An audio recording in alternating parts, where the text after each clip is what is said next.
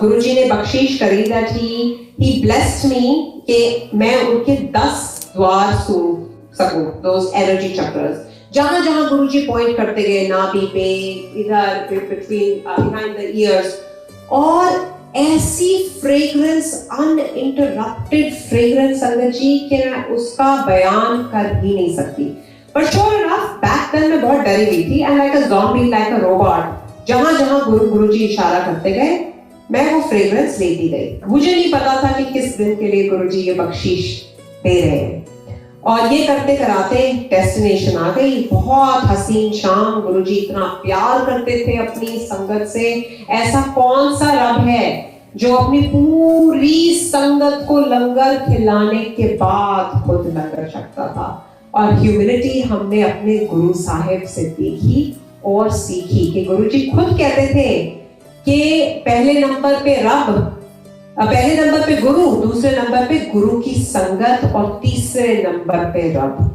तो आप ये सोचो कि गुरु की क्या महानता है, क्योंकि एक ये गुरु है जो हमें भव सागर से पार लगा सकता है और एक ये गुरु है जो हमें रब से मिला सकता है, जो हमें मोक्ष दिला सकता है. इतनी ताकत है हमारे गुरु में.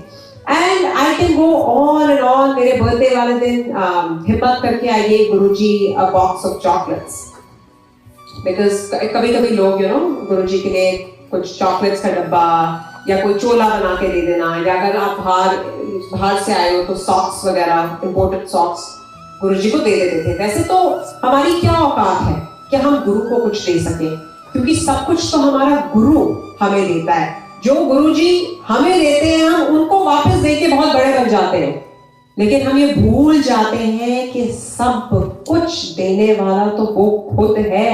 हम क्या देंगे गुरुजी को? And that's why it's very, very important, Sangat ji, to keep our ego in check. When we talk about seva, seva is not something that your guru needs from you.